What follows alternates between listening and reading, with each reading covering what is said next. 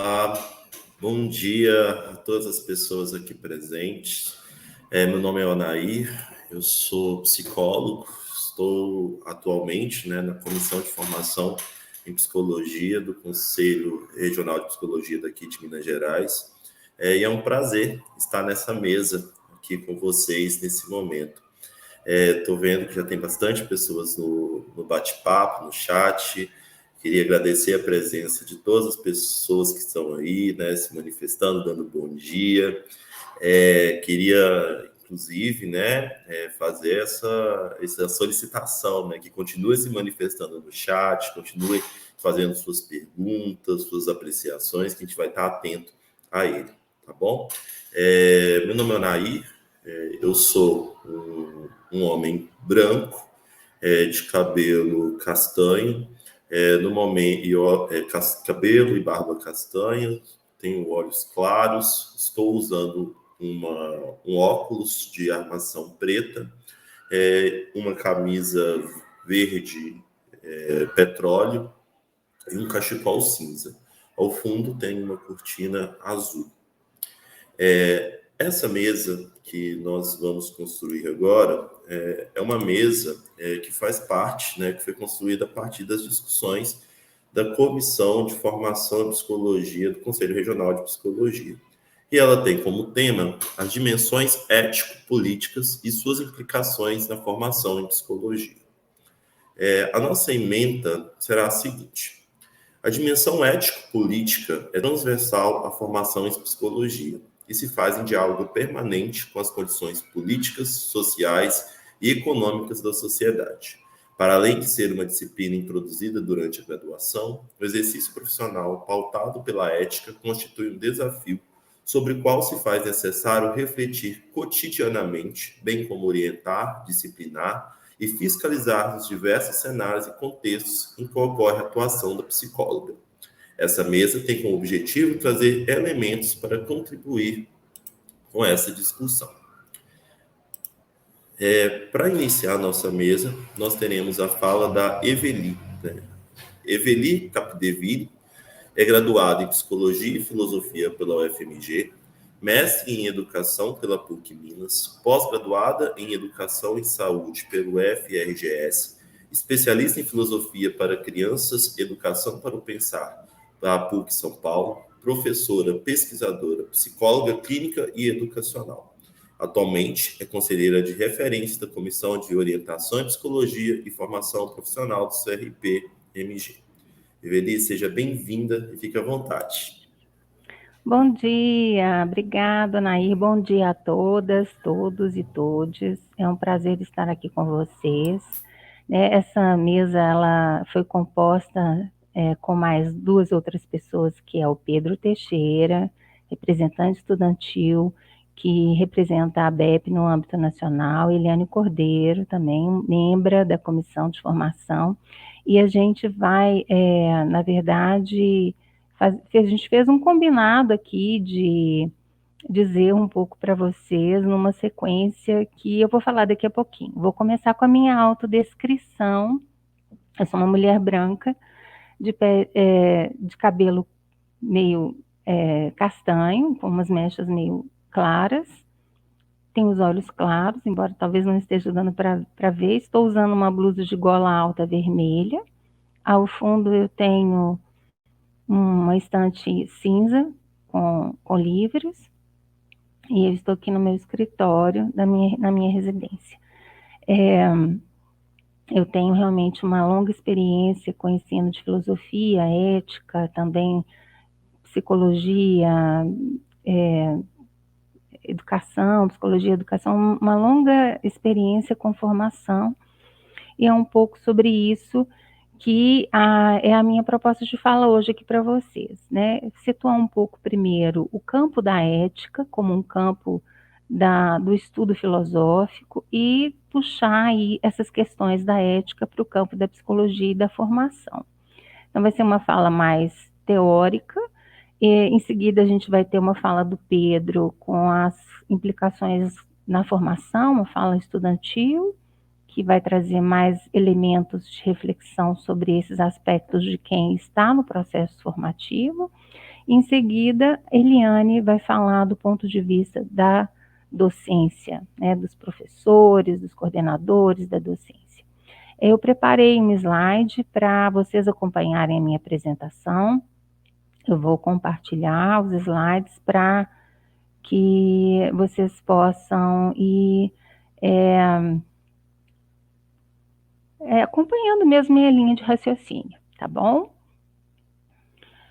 Bom, em primeiro lugar, eu vou falar um pouco sobre a etimologia dos conceitos, né, conceito de ética, o conceito de moral, a diferenciação entre a ética pessoal e a ética coletiva, a relação da ética dentro do tripé, né, do exercício profissional em psicologia e um pouco sobre o código de ética da psicologia. Vou levantar a bola, começar a falar um pouco sobre essas bases filosóficas e epistemológicas, para, em seguida, os meus colegas poderem complementar, tá bem? Bom, etimologicamente falando, né, a gente tem o termo ética, que vem do grego, a palavra grega é ethos, que em grego ethos quer dizer modo de ser, modo de estar, modo de estar na sociedade, estar de forma social coletiva. E a gente tem, diferentemente, a palavra moral, que vem do latim, que o termo em latim é mores, que é uma palavra que denota mais para a questão de hábitos, de costumes, de normas sociais. Aqui não está aparecendo, na verdade, para mim, não sei se está aparecendo para vocês, a legenda da ilustração. Essa foto é uma foto do deus Cronos, que se alimenta dos próprios filhos, né? A gente tem uma representação aí da anomia, a ausência de normas, a ausência de regras, a ausência de leis, que caracterizava o mundo pré-civilizatório, vamos dizer assim, né? A barbárie, ela se caracteriza pela ausência de um código, seja o código moral ou seja um código de ética, né? E eu entendo as duas palavras com sentidos diferentes, apesar das traduções dos significados serem muito parecidos, mas a barbárie, o período pré-civilizatório, ele se caracteriza por essas possibilidades, né? Olho por olho, dente por dente, um pai que engole os próprios filhos para não ser destronado, ou seja, alguma coisa que a nossa civilização ainda realmente não superou, porque a gente tem visto ainda, na atualidade, elementos, né, que mancham, que pingam e que respingam na nossa chamada civilização. Bem, distinguindo os termos moral e o termo ética, né, então vamos pensar que a moral, ela tem muito mais a ver com um código de valores, ela tem uma vinculação com tudo que é tradicional, com crenças tradicionais, com aquilo que sempre foi e que a gente sempre diz assim, sempre foi assim, né? A moral, ela sempre remete a alguma prática cotidiana, a regras, a normas que orientam muito mais o comportamento das pessoas, e ela existe em todas as sociedades, em todas as culturas, e isso pode ser comprovado pelos estudos antropológicos, né, da Margaret Mead, Levi-Strauss, do nosso Carlos Henrique Brandão, né, que é um autor brasileiro que fala dessas questões, que inclusive compara as diferentes culturas e seus códigos morais. O conceito de moral, então, ele está muito relacionado também ao contexto histórico e social, né, e ele pode sofrer mudanças no tempo e no espaço. Um exemplo para ilustrar o que eu estou dizendo. Na década de 50, era imoral uma mulher usar calças compridas. As mulheres tinham que usar necessariamente saias. Então, a moral é alguma coisa que diz respeito a uma tradição, uma norma, um comportamento, a um hábito, e que tem uma vinculação direta com a questão social e histórica. O que era moral num determinado tempo não é necessariamente moral em outro tempo histórico e social, e mesmo em diferentes culturas, em diferentes lugares, em diferentes espaços. Na Grécia Antiga, por exemplo, né, a gente vai encontrar um Aristóteles defendendo a escravidão. Ele argumenta a favor da escravidão. Era moral ter escravos, era esperado ter escravos. hoje a escravidão não é considerada mais uma prática aceitável, né? Pelo contrário, nós estamos sempre tentando combater relações escravagistas ou que submetem pessoas a um regime de quase escravidão.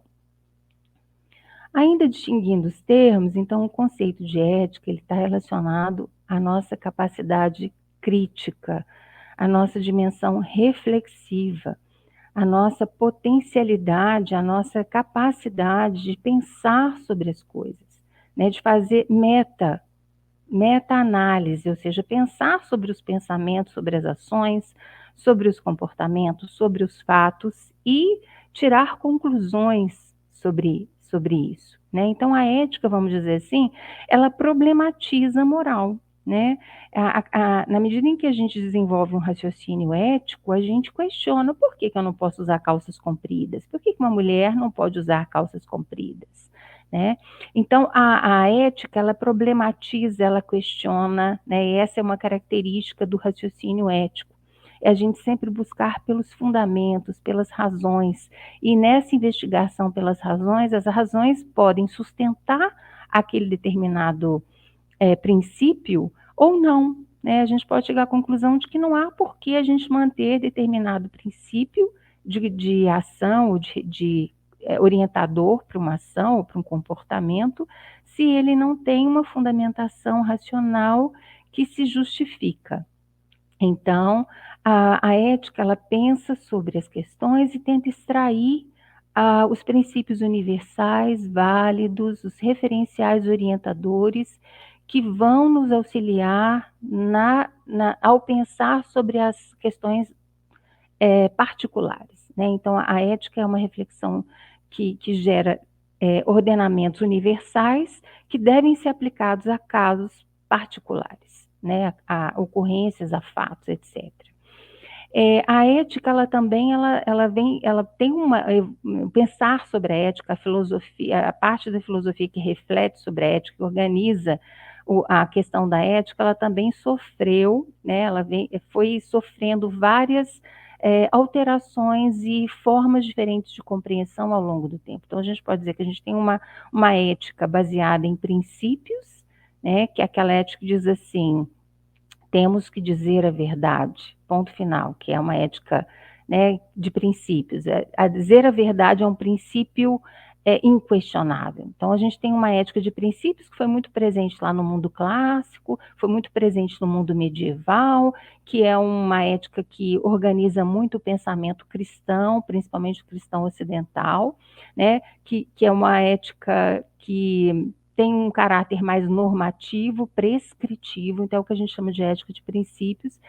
Ela é uma grande força dentro da teoria sobre a ética, mas a gente veio, né, fazendo várias reflexões sobre a questão da ética, e vamos dizer assim, um divisor de águas foi o nosso filósofo alemão, Immanuel Kant, que na modernidade, inclusive o Kant, ele divide, né, a idade moderna da idade contemporânea. Antes de Kant é modernidade, depois de Kant é a idade contemporânea, e ele vai trazer a ética como essa dimensão, essa necessidade de se pensar racionalmente sobre as questões.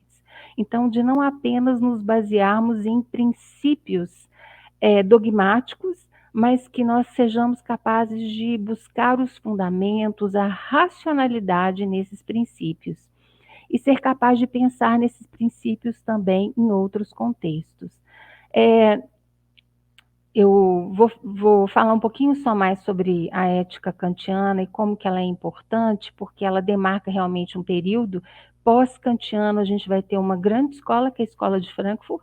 Esse não é o meu objetivo falar aqui de todas as escolas filosóficas dentro do campo do estudo da ética, mas a Escola de Frankfurt, ela vai tomar alguns elementos da filosofia kantiana e vai trazer importantes problematizações, inclusive a essa ética de princípios, né? Quando se pensa, por exemplo, em situações de guerra. Então, imaginem a Primeira Guerra Mundial, a gente tem uma casa com pessoas que estão sendo protegidas, né? Judeus, por exemplo, chega um soldado alemão, bate na porta e pergunta: há judeus nessa casa? Se eu for agir de acordo com o princípio de dizer sempre a verdade, eu vou ter de dizer: há judeus nessa casa, e eles vão levar os judeus e vão matar os judeus, ou vão levar para um campo de concentração. Mas que a reflexão da escola de Frankfurt, ela vem exatamente trazer a importância também do contexto em que as coisas ocorrem. E eles vêm problematizar: eu devo dizer a verdade em qualquer situação? Ou eu devo dizer a verdade, né, quando essa verdade não vai trazer um mal maior do que por si própria, né? Então eles vão dizer, diante de um soldado alemão que pergunta: há judeus nessa casa? O ético é dizer: não há judeus nessa casa, é contrariar o princípio, para que a gente vamos dizer assim, a gente valorize ou potencialize um outro princípio que é também tão importante quanto o princípio de dizer a verdade, que é o princípio da vida humana, né? Que é do direito humano à vida. Então, é por isso que a ética é um campo que exige reflexão. A gente não pode se basear apenas em princípios, mas a gente precisa se basear também em contextos, e a ética contemporânea vai trazer outros elementos, que é além dos princípios, além do contexto, também nas consequências das ações. Esse é um elemento também importante para a gente conseguir fazer uma análise ética. Eu volto já já nessa questão mais para frente. Outra dimensão que é importante da gente diferenciar é ética pessoal e ética coletiva. No meu âmbito pessoal, é meu âmbito privado, né? São os meus valores pessoais, as questões de foro íntimo, que as consequências estão ligadas a mim, né? A eu como sujeito, a qualquer um de nós como sujeitos. Eu posso escolher colocar uma blusa vermelha, uma blusa lilás, uma blusa roxa, são as minhas escolhas pessoais. No âmbito coletivo, diz respeito à dimensão pública, à medida em que a minha ação ela não tem apenas ela não repercute apenas na minha individualidade ou na minha subjetividade ou na minha vida pessoal ou privada, mas ela tem consequências para a vida pública, ela tem consequências para o conjunto da sociedade. Então, essa dimensão ela diz respeito ao âmbito universal que é acordado dentro de uma sociedade, né, aos acordos que a gente faz e que viram leis, normas, regras, códigos que a gente segue e que a gente acorda, a gente tem uma concordância de seguir e que traz consequências para todos, né? Então, hoje a gente vê que a ética pessoal e a ética coletiva, ela se confunde muito, e tem alguns políticos que usam o âmbito coletivo, o âmbito público, para tirar proveito de questões privadas, vamos dizer assim, né? Então, há uma confusão muito grande sobre essas duas dimensões. Então, esse exemplo da imagem, essa é uma imagem, na verdade, é uma carta do tarô mitológico, que é a escolha de pares, onde ele fica diante das três deusas, a Hera, a Afrodite e a deusa Atena, e ele recebe uma maçã, né, da Eris, que é a deusa da discórdia, e a maçã é uma maçã de ouro, e ele recebe a incumbência de dar a maçã de ouro de todas as deusas a mais bela. Ele tem que fazer uma escolha.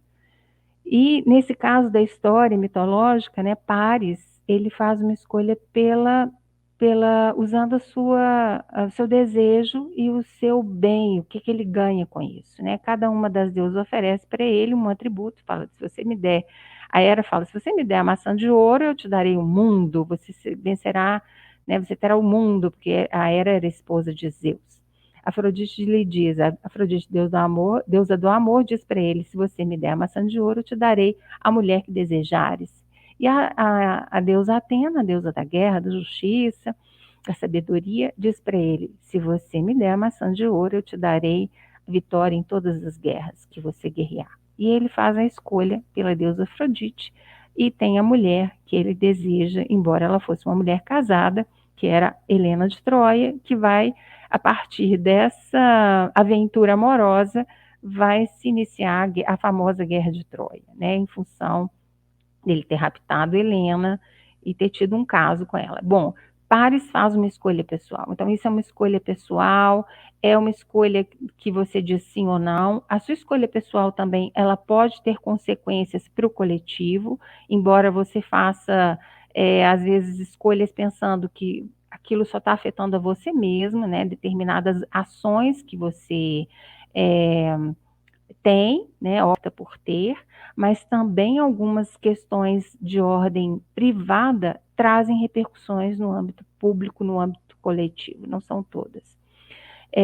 No âmbito pessoal é inevitável fazer escolhas, né? A gente pode até dizer que a gente não está escolhendo nada, como se diz às vezes numa escolha política por um candidato. Ah, não vou votar em ninguém, meu voto vai ser em branco, vai ser nulo. Ainda assim, você está fazendo uma escolha. Então, essa é a dimensão política das nossas escolhas. A gente sempre está escolhendo, é impossível não escolher, né? Todos nós temos liberdade e cada escolha que fazemos acarreta uma responsabilidade pelas nossas ações.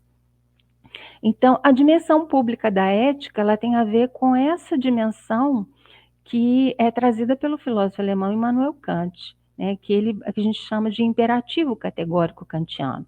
O Kant vai dizer assim: como saber que a minha ação é uma ação ética, né, no âmbito público? Ele vai dizer: age de tal modo que a máxima da sua ação possa valer como princípio universal de conduta. O que seria a máxima da sua ação?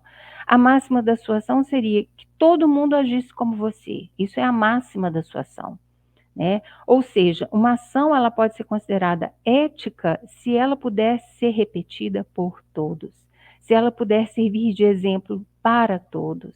Então, a ética ela tem a ver com essa capacidade nossa de pensar na repercussão coletiva de uma ação. Ah, mas vai ser só eu que vou fazer desse jeito, vou fazer errado, mas sou só eu. Não, né? De acordo com Kant, é impossível pensar assim.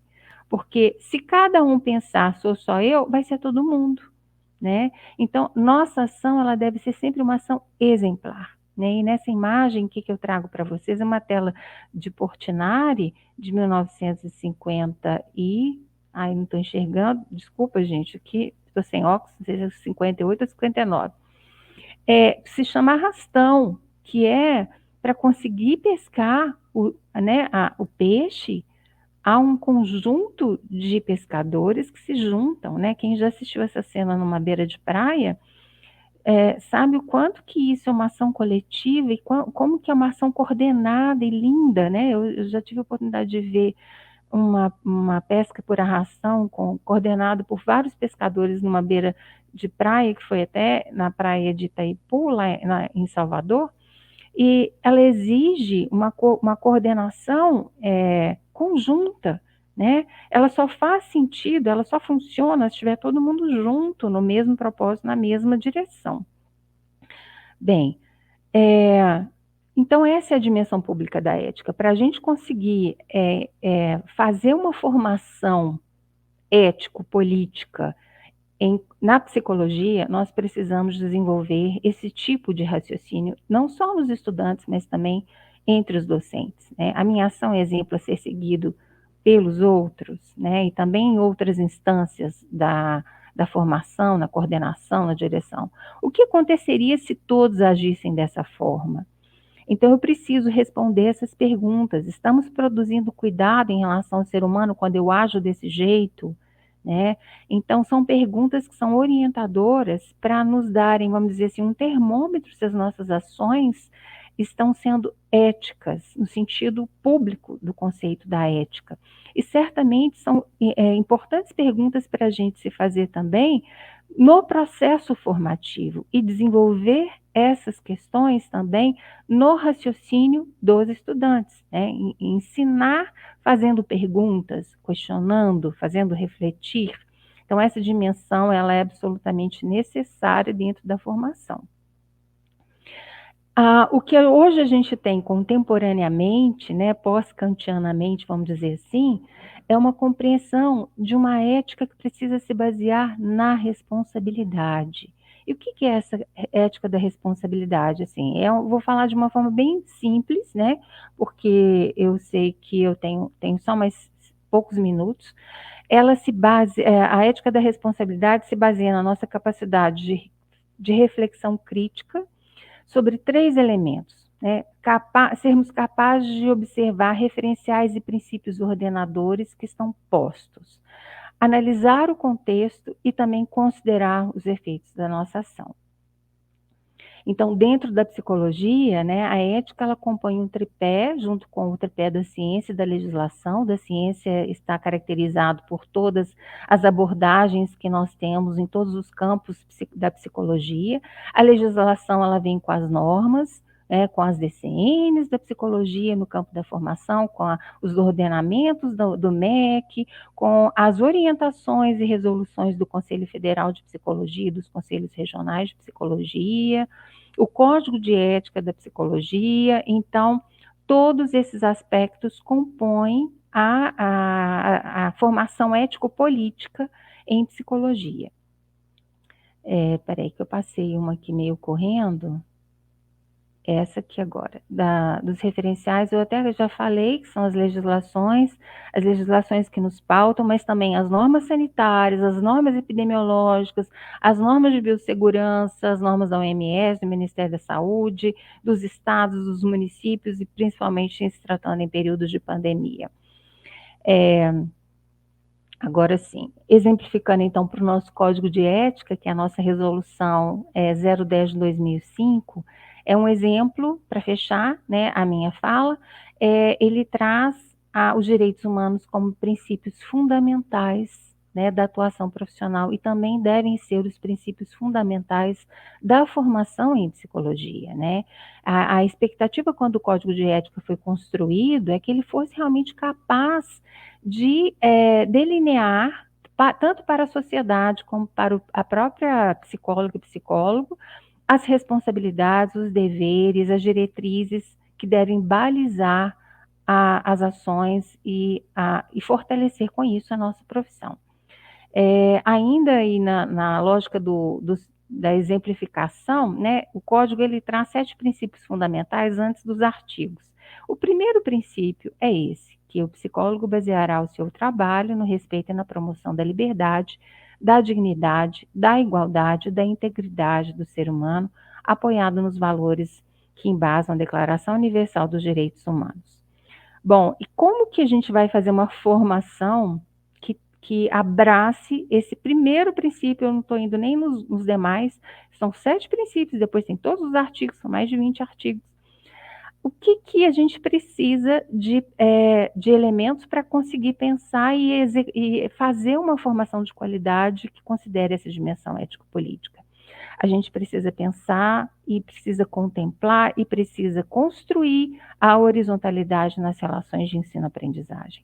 A gente precisa reconhecer protagonismo de estudantes, das representações estudantis, assim como a gente precisa respeitar também direitos de docentes, né, o sofrimento do docente em período de pandemia, o sofrimento dos estudantes nesse período de pandemia, as pressões mercadológicas e mercantilistas na educação. A gente precisa buscar superar isso, enfrentar todos os tipos de preconceitos, racismos, machismos, LGBTfobias, opressão, discriminação e violências que têm acontecido não apenas com estudantes, como professores também nesse processo de formação.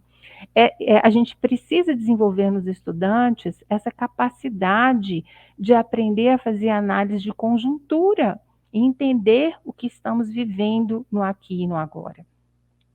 A gente precisa, desculpa, gente, analisar as consequências, né? Qual o projeto para a nossa profissão? Que profissionais estamos querendo formar? Que projeto temos de sociedade? A gente precisa agir com um olho no futuro, pensando nas consequências das nossas ações. E precisamos ter coragem de perguntar: a formação que estamos fazendo está contribuindo para a emancipação do ser humano e para a transformação social? Porque esse é o compromisso do nosso Código de Ética, né? E para terminar, eu deixo uma frase da Marilena Chauí, da famosa filósofa, né, professora: tratar o ser humano como sujeito e não como objeto é tratá-lo eticamente. Com isso, eu encerro a minha fala, esperando poder voltar a falar com vocês na hora das interações. As referências bibliográficas, meu contato. Muito obrigada.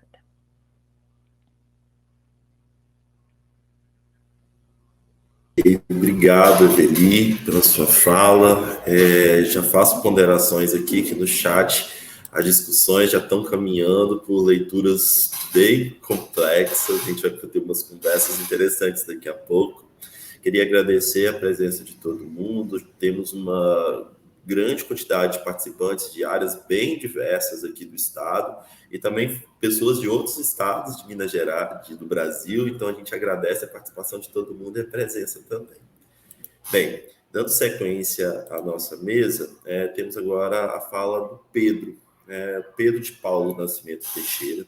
Ele é estudante de psicologia pela PUC Minas, diretor da Associação Brasileira de Ensino em Psicologia, a ABEP, secretário-geral do Núcleo BH mais Betim da Associação Brasileira de Psicologia Social, militante do Levante Popular da Juventude e do Fórum Mineiro de Saúde Mental.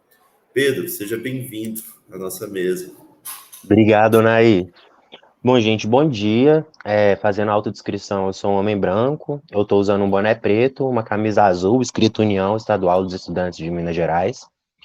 Estou usando uma blusa de frio preta e atrás de mim tem uma cortina que é branca.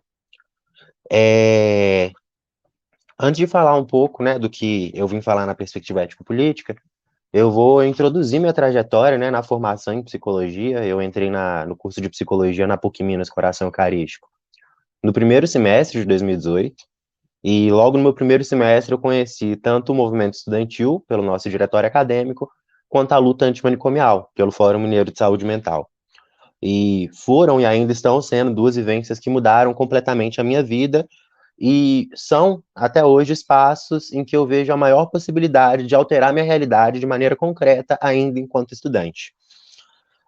Então, no meu segundo período de curso, eu fui eleito para ser presidente do nosso diretório acadêmico de psicologia da PUC Minas, e durante essa mesma época eu fui conhecendo e ocupando outros espaços com as entidades da psicologia brasileira, no caso, né, e do território em que eu atuo. Então, de 2020 para 2021, eu me tornei presidente do Conselho de Diretórios Acadêmicos e Centros Acadêmicos da PUC Minas. De 2021 para 2022, me tornei diretor de Ciência e Tecnologia da União Estadual dos Estudantes de Minas Gerais e diretor discente da Associação Brasileira de Ensino em Psicologia. E é quando eu me torno também secretário-geral da ABEP BH mais Betim. E ao longo de toda essa trajetória, assim, o que eu mais percebo é a perspectiva ético-política para a gente que é estudante, para além da parte prática, que são os nossos estágios supervisionados, né?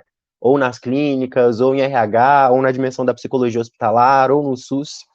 Então, é a perspectiva ético-política da formação em psicologia, pensando a formação enquanto uma vivência, e pensando nessa vivência na relação sujeito-instituição de ensino e as instituições que compõem a nossa sociedade. Então, é pensar que o estudante que está sendo formado em qualquer instituição de ensino que seja, ele vai ter a sua concepção de compromisso ético-político da psicologia, ou ainda vai ter a sua concepção de o que é ética, de acordo com a relação que esse sujeito tem, e essa relação que se estabelece, ou é estabelecida, na interação. A instituição de ensino superior, órgão colegiado, coordenação de curso, aluno-professor, sala de aula. E um exemplo muito grande disso é, por exemplo, a consequência da mercantilização do ensino superior com o avanço do neoliberalismo no país, né? Então, a gente vem vivenciando um fechamento democrático das instituições de ensino superior para a gente conseguir estabelecer a voz e a potência das nossas representações. Então, um exemplo disso, por exemplo, são as representações estudantis sendo silenciadas desde o começo da pandemia, quando elas cobram por cadeiras nos comitês de enfrentamento à Covid-19 das instituições de ensino superior.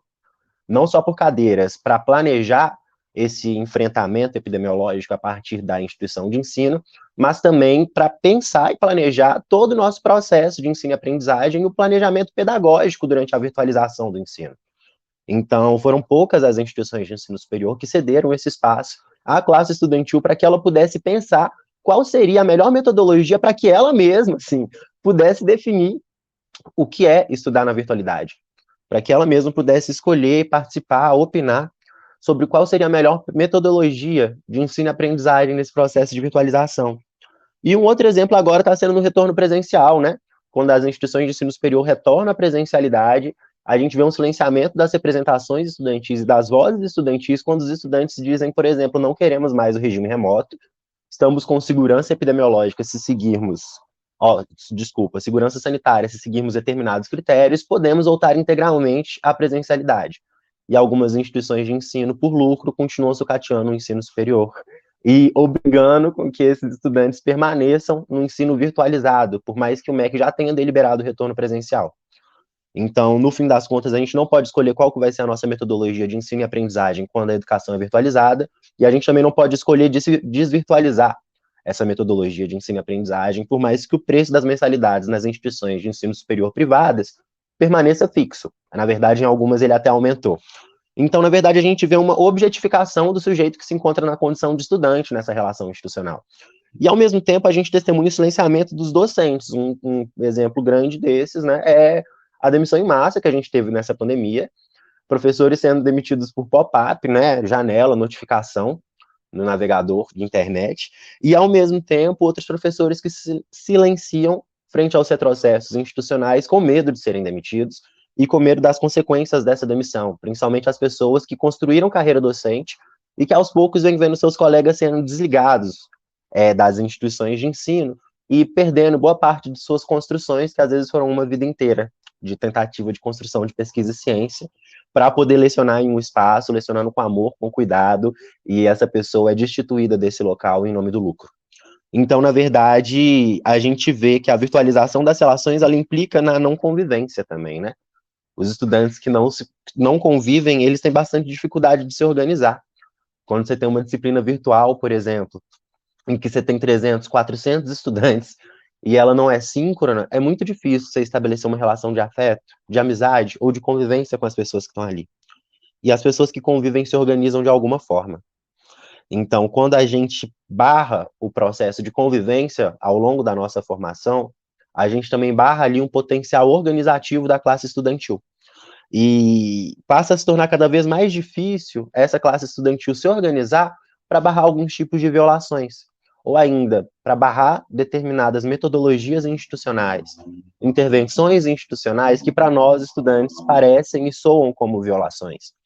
Então, conforme nossos corpos não estão ocupando o mesmo local, nós não estamos mais tendo a mesma vivência institucional, cada pessoa tendo uma vivência individualizada através da sua tela, na sua casa, ou no seu local de trabalho, ou no ônibus, a gente passa a não perceber como o outro chega até nós, dentro do nosso local de construção, dessa pesquisa, dessa ciência, desse projeto que é a psicologia.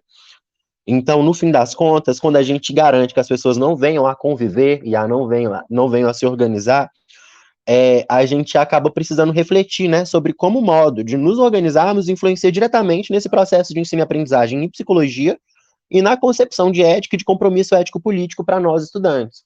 Então, assim, quando a gente está numa disciplina em que a gente tem 300, 400 estudantes numa sala numa sala virtual, a gente está conseguindo compreender quais pessoas desses 400 nessa sala são estudantes com deficiência? Quais dessas pessoas são pessoas pretas, LGBT, quais são mulheres? Quais são as condições de trabalho desses 400 estudantes?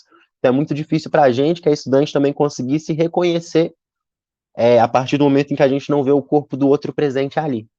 E a partir do momento em que a gente não vê esses corpos presentes ali, a gente normaliza a ausência da diferença conforme a gente vai se formando e forjando um conceito de ética, que muitas vezes não vai se basear, então, só no que a gente vai aprender nas nossas disciplinas de ética ou o que vai ser repassado para nós pelas nossas supervisoras de estágio, mas pelo que a gente vê nos próprios movimentos institucionais à nossa volta, que nos condiciona a normalizar a segregação, a barbárie, a ausência e a desorganização das nossas pessoas enquanto classe. Então, assim, a nossa desorganização enquanto classe estudantil. E aí, eu acho que é importante a gente também falar o quanto ainda durante a graduação a psicologia é convocada para normalizar a barbárie.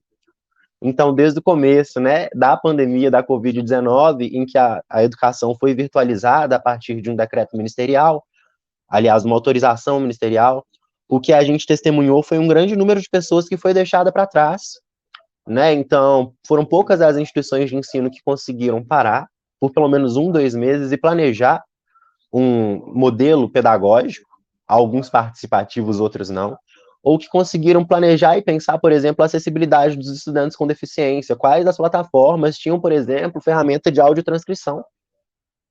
Ou então, quais plataformas tinham legendas alternativas? E o Microsoft Teams, assim, ou o Google Meet, ou o Zoom, será que eles tinham essas ferramentas no começo? Não tinham. Boa parte das ferramentas utilizadas, assim, pelas instituições de ensino foram, assim, adotadas a partir de medidas emergenciais em que algumas pessoas foram sendo deixadas para trás, conforme nós somos optando institucionalmente por essas plataformas, por esses mecanismos. E, ao mesmo tempo, a gente teve um alto índice de evasão de estudantes negros do ensino superior, tanto nas instituições privadas quanto nas públicas, né? Então, a gente diz também da educação enquanto uma política pública que não se sustenta sozinha, que precisa do funcionamento de todas as outras políticas públicas que garantem o funcionamento dos direitos fundamentais no nosso país. Então, no fim das contas, a evasão desses estudantes do ensino superior não é uma escolha, mas uma necessidade, quase que uma obrigação, algo forçado. E quando as instituições de ensino superior também não param, não refletem sobre isso, sobre esse índice de evasão, a gente está normalizando a quebra de um princípio que é constitucional, né? Na nossa Constituição Federal, a gente prevê o igual acesso e permanência nas escolas e nos espaços de ensino e aprendizagem. Então, a gente vai normalizando certas ausências de alguns corpos em alguns espaços, ainda na nossa graduação, e são poucas as vezes em que a gente encontra momentos em que a gente possa debater sobre isso. E o não dito, o que não está ali, o corpo que não está ali, ou o tema que nós não debatemos, muitas vezes são justamente as questões que nos convocam para os nossos compromissos ético-políticos. E aí já falando amplamente, né, não enquanto estudantes, mas para a psicologia enquanto todo, seja no momento da nossa graduação ou já na vida profissional. Então, quando nós normalizamos essas ausências, por exemplo, a ausência de corpos pretos no exercício da docência, a gente também já está normalizando a ausência desses saberes sendo construídos ali dentro desse espaço. Quando a gente normaliza a ausência de corpos de pessoas com deficiência, ou então de pessoas indígenas, de pessoas LGBT, no espaço de docência ou de discência, né? Enquanto estudantes, a gente também normaliza que essas pessoas não vão estar produzindo saber nesse local institucional, e ali a gente vai normalizar e tratar como normal a produção de um suposto saber hegemônico, um suposto saber que não carrega, de fato, a resposta para o que se apresenta como desafio na atual conjuntura e que se apresenta também como demanda do que nós devemos construir enquanto sociedade, enquanto psicologia brasileira. Então, no fim das contas, quando nós normalizamos a barbárie, quando nós normalizamos a ausência da diferença, quando nós normalizamos a ausência dos corpos pretos, indígenas, de pessoas com deficiência, de mulheres, porque por mais que a gente tenha a maior parte da nossa profissão constituída por mulheres, e inclusive na discência, quando a gente chega em espaços de representação da psicologia, e inclusive de gestão e deliberação do ensino superior, não se repete. Já não é por aí. Aí as mulheres vão deixando de ser maioria aos poucos, né? Então, é a gente conseguir começar a questionar os espaços e os silêncios que são impetrados por eles. O que deixam de debater dentro do espaço de sala de aula e que muitas vezes responsabilizam o resto do tripé acadêmico para debater sobre essa questão, né? Então, a gente não vai debater sobre essa questão tão crítica na sala de aula, mas é porque o ensino superior ele tem um tripé de ensino, pesquisa e extensão. Então, a pessoa pode encontrar sobre isso em outros espaços, nem tudo cabe na sala de aula, ok, mas a escolha do que cabe na sala de aula é política. Nem todo mundo tem tempo ou oportunidade para trabalhar na pesquisa ou na extensão. Então, no fim das contas, a sala de aula é também uma aposta de que a realidade brasileira e cotidiana vai entrar nesse nosso processo de formação e vai se apresentar como um outro modo de enxergar o mundo e as nossas relações, e é daí que o nosso compromisso ético-político vem. Quando a gente enxerga o que não está dito, por mais que as pessoas que estão nessa posição de sofrimento ético-político digam o tempo todo o que está acontecendo, elas dizem o tempo todo do seu sofrimento, mas as instituições, e às vezes nós, enquanto sujeitos institucionalizados, nos recusamos a escutar o que está sendo dito ali, e nós, então, normalizamos, assim, os processos de fechamento, de vozes, de participação, de corpos, e é isso, gente. Quando a gente fala, então, de uma convocação ético-política, a gente está falando de uma psicologia que precisa ser construída por várias mãos, sobre várias perspectivas, e, igual a Eveli falou, né, os desafios à altura do nosso tempo. A gente está em um governo que se inspira no modelo de organização fascista. A gente está num momento de decadência das instituições democráticas do nosso país, numa crise sanitária, numa crise da educação, numa crise em todos os setores da nossa sociedade gravíssima. E quando a gente fala de uma convocação dos compromissos ético-políticos da psicologia, a gente fala da necessidade da gente se debruçar numa psicologia para ou pro trabalhador ou da trabalhadora que estão aqui sofrendo todas essas violações cotidianamente, que muitas vezes estão construindo a psicologia enquanto ciência e profissão e que estão vivendo um momento de tomada de direitos, tomada de sonhos, tomada de vida. Então, é um momento em que a gente tem que questionar também a eficácia do que nós confiamos para a psicologia enquanto projeto, ao pensar ou trabalhar o nosso público-alvo da nossa profissão também. Porque uma psicologia em que muitas vezes é lecionada por pessoas brancas e que muitas vezes tem como discentes as pessoas brancas, ela vai ter muita dificuldade de atingir a população preta, porque essas pessoas vão ter muita dificuldade de, ao menos, pensar numa psicologia antirracista. E é por isso que a gente precisa desses corpos ali nesses espaços e nesses locais construindo essas políticas e essa psicologia também. Porque o compromisso ético-político, ele diz de uma vivência e de diálogos que estão cada vez mais emergentes. E aí não tem como eu não falar, por exemplo, da necessidade de repensar uma psicologia para além de um projeto institucional de um Brasil que infelizmente vem fracassando cada vez mais, né? Eu acho que a prova disso é a morte de Marielle. São 1.567 dias sem resposta da morte de uma parlamentar democraticamente eleita, que não representava apenas as pessoas que votaram nela, mas representava sonhos, representava identidades. E a partir do momento que a gente normaliza a morte de uma parlamentar, um assassinato brutal, e a gente não procura as respostas para isso, a gente não encontra as respostas para isso, a gente normaliza o uso dos aparelhos de Estado para o aniquilamento de uma parcela da nossa população, e a psicologia tem tudo a ver com isso. Porque o Conselho Federal de Psicologia já concedeu o título de psicólogo honorário a Emílio Médici, torturador da ditadura militar. É um compromisso ético-político da psicologia descobrir e mandar que descubram também. Mandar que descubram quem matou Marielle. É função do Conselho Regional de Psicologia de Minas Gerais, do Conselho Federal de Psicologia de Minas Gerais, enquanto autarquias, cobrarem a resposta. Porque quando a gente não descobre quem assassinou uma parlamentar, isso mostra que, na verdade, a nossa população não está segura em nenhuma instância. Que a segurança institucional que nós ocupamos em diversos espaços da nossa sociedade, na verdade, são ilusões. E que não há segurança institucional em um modelo de organização fascista, racista, patriarcal, porque, no fim das contas, a nossa população vai ser aniquilada, independente dos locais em que ela ocupe. Então, a gente também precisa de um compromisso ético-político com a organização do nosso povo. E não só com a organização do nosso povo, mas com a reorganização de um parlamento elitista e branco, que aprovou, por exemplo, um teto de gastos que congelou investimento na nossa educação, na nossa saúde, na nossa previdência, que reformou a previdência, inclusive, né? Então, no fim das contas, a gente precisa de uma psicologia que se comprometa, eticamente, politicamente, com a organização da classe trabalhadora brasileira para a retomada de direitos e para a construção de um outro modelo de país, para que a gente finalmente consiga sair dessa condição em que a gente se encontrou. Porque a psicologia também precisa assumir os desafios da altura do seu tempo e compreender que, para além de Pedro, sujeito, atendendo ou clinicando no consultório, ou atendendo na ponta no SUS, ou no RH, eu tenho minhas limitações enquanto sujeito, mas a partir do momento em que eu me organizo em um coletivo, utilizando do meu saber profissional, mas a favor da classe trabalhadora, eu estou também construindo uma possibilidade de lutar contra algo que é estrutural, que vai para além do sintoma que chega até mim enquanto trabalhador, enquanto profissional da psicologia. De ir diretamente na estrutura que causa sofrimento. Sofrimento não vai acabar depois disso, mas a gente vai poder se deparar com outro modelo de realidade de sociedade, a partir dessa perspectiva do direito de uma vida digna. E enquanto houverem violências estruturais, e enquanto a psicologia não escutar esse chamado, que já vem sendo convocado há anos, pelo menos desde 1500, do compromisso ético-político, com vidas em específico, a gente ainda vai estar distante de conseguir, de fato, cumprir com o dever histórico geracional com o nosso país. Mas, ao mesmo tempo, a gente vê diversos movimentos de conquista e que devem ser exaltados, né? A mudança do nosso sistema conselhos, que de ter exaltado Médici a cobrar respostas a Marielle, ou ainda que hoje cria um congresso de direitos humanos e ética em psicologia e que conseguiu instituir uma comissão permanente de direitos humanos no começo dos anos 2000, isso diz de uma mudança, isso diz de avanços. Precisamos avançar mais, mas coisas também vêm acontecendo que precisam ser valorizadas. E é isso, gente.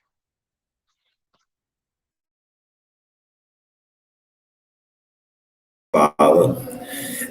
Só falando aqui no bate-papo, né? Muita gente, Gustavo Abreu já tinha iniciado, né? Provavelmente você conhece ele, falando: Pedro é incrível e me representa demais como estudante, futuro profissional.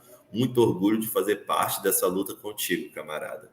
E aí, na sequência, um monte de gente apoiou sua fala, teve também algumas representações aqui dizendo sobre algumas situações que algumas pessoas viveram lá. O Felipe Leal trouxe, né? Na minha faculdade, reduziram a carga horária de alguns professores, tornaram suas disciplinas híbridas, 70% presencial, 30% EAD. O pouco que seja afeta muito o rendimento dos estudos, fora da acepção dos docentes. Todo mundo afirmando muito a sua fala, dizendo quão importante ela foi. E acho que já queria já demarcar isso como um ponto importante, né, de potência da nossa mesa e como ela tem traduzido leituras em outras pessoas aqui. Tá bom? Obrigado, Nair. E só ressaltar uma questão que eu esqueci de falar, que eu sei que eu prolonguei minha fala, peço perdão. Gente, nós, da União Nacional dos Estudantes e da União Estadual dos Estudantes de Minas Gerais, estamos num momento de luta pelas leis de cotas. Se vocês quiserem e puderem, acessem o site da União Nacional dos Estudantes e se tornem embaixadores das cotas. As políticas públicas de acesso, permanência e inclusão no ensino superior foram que alteraram a psicologia enquanto ciência e profissão e todas as profissões do nosso país, porque foi aí que os povos indígenas, que a negritude, que as pessoas, o povo entrou no ensino superior, na academia, construiu ciência, pesquisa e, para além disso, construiu projeto, construiu um outro modelo de Brasil. Então, é uma convocação da altura do nosso tempo, né, os desafios que se instauram agora, para que a gente se torne embaixadores e embaixadores das cotas do ensino superior, para que a gente consiga, primeiro, garantir que a revisão da lei de cotas não tire direitos, pelo contrário, que a gente consiga ampliar o acesso de pessoas ao ensino superior, e segundo, para que a gente consiga garantir que a gente tenha, de fato, uma psicologia popular construída pelo povo. É isso, muito obrigado, Nay. Obrigado, Pedro. Então, dando sequência, né, agora a gente tem a fala da Eliane Cordeiro, é psicóloga pela PUC de São Paulo, mestre e doutora em educação, especialista em saúde pública, psicodrama, filosofia e existência e administração universitária. Trabalhou por 26 anos na Secretaria Municipal de Saúde de São Paulo, diretora de atenção à saúde da Secretaria Municipal de Saúde de Uberaba atualmente. Seja bem-vinda, Eliane. Oi, Onair, muito obrigada. Bom dia ainda, bom dia, né? Para todas e todas que estão ligados nesta mesa.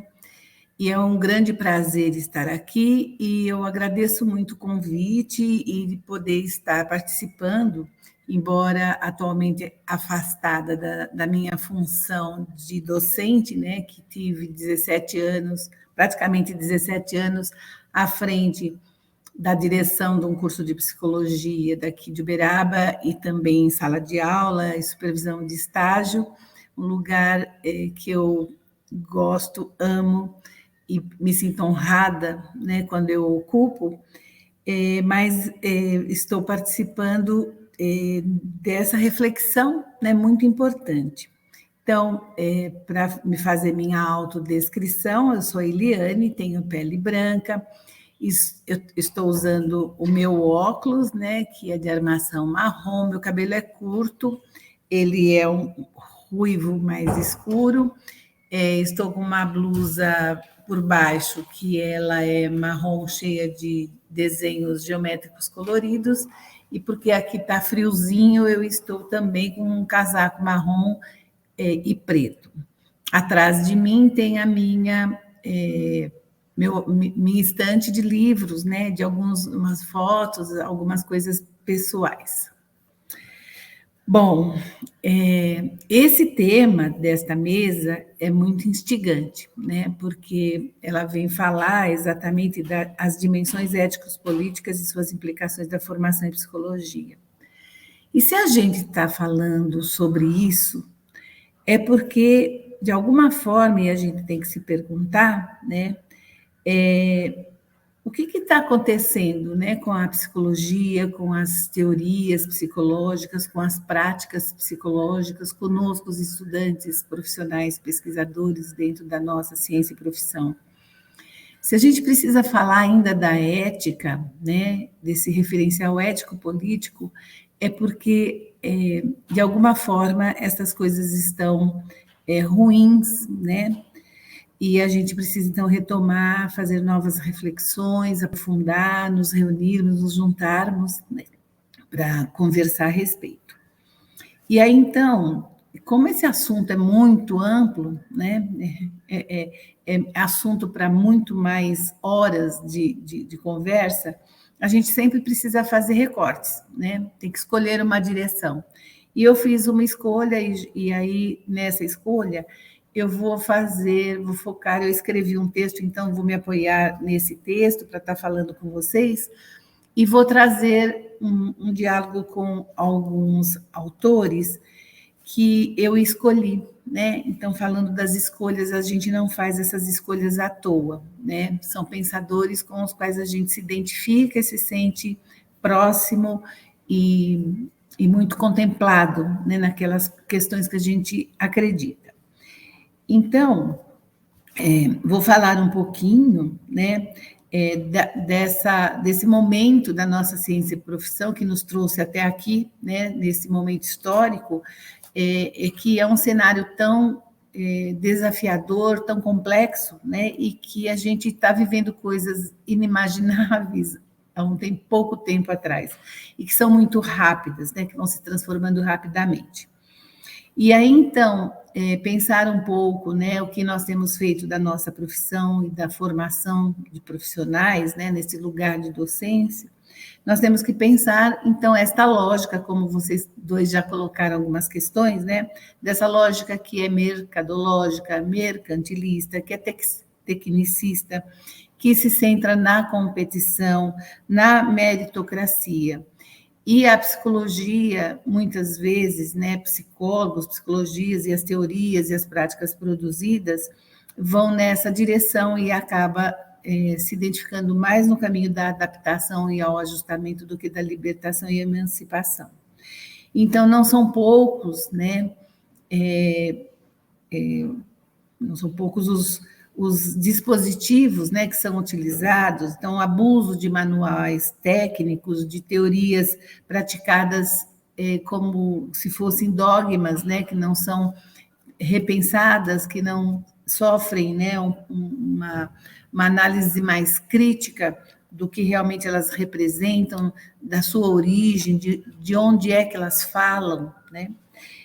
Também algumas coisas muito ligadas a essa tendência à naturalização das questões sociais, das questões políticas, e aí o binômio saúde e doença, às vezes vai nessa direção, né, dessa naturalização, e onde ficam de fora os contextos extremamente importantes de condicionamento e de determinação. Os constantes movimentos de medicalização da vida, não só por parte de outros profissionais ou da sociedade, mas a gente também vê, infelizmente, a psicologia representada por alguns grupos de psicólogos e psicólogas indo nessa direção, a redução ideológica, né, que tende, né, a demarcar limites de pensamento e de revisão, né? A orfandade do pensamento, nós estamos num momento muito órfão da possibilidade e de espaços e de tempos para este pensamento, para a gente poder fazer crítica de uma forma aprofundada, né, daquilo que estamos fazendo, do que nós estamos construindo, tanto de teoria quanto as nossas pesquisas, e também aquilo que a gente representa em sala de aula. A outra coisa também que a gente vê muitos colegas psicólogos e psicólogas, né, que acabam vitimizando as pessoas com as quais, ou os cenários em que trabalham, indo nessa linha da medicalização da vida, com a culpabilidade do sujeito pela sua situação. Mas também a gente tem, do outro lado, muitas pessoas, muitos psicólogos, e também a possibilidade dessas construções de teoria, de conhecimento e de pesquisas, que vão exatamente, né, numa outra direção, né? Se tornando agentes de transformação, agentes de revisão e de poder pensar que há um caminho, né, a percorrer nessa revisão crítica mesmo, né, dessa postura crítica, para a gente poder dar um salto qualitativo neste lugar que a gente ocupa do ensino e da formação de psicólogos e psicólogas. Bom, todos nós fomos formados, de alguma forma, começamos pela nossa graduação em alguma instituição de ensino superior. E uma das coisas que me chama a atenção é que nível que a gente consegue, enquanto docente, de fato tocar, né? Tocar mesmo os nossos estudantes. E nessa mesma medida, em que nível os estudantes se deixam ser tocados, se permitem ser tocados e são tocados, afetados. E isso me chama, né? E aí eu trouxe para a gente poder pensar a questão da experiência, né? E aí eu recorro a um autor, um educador espanhol chamado Jorge Larrosa Bondia. Eu gosto muito desses pensamentos que ele nos traz, porque ele nos faz sair da zona de conforto para repensar algumas questões, e eu vou falar algumas coisas sobre isso. Ele fala, né, desses dois binômios que a gente usa muito, ciência e técnica, teoria e prática.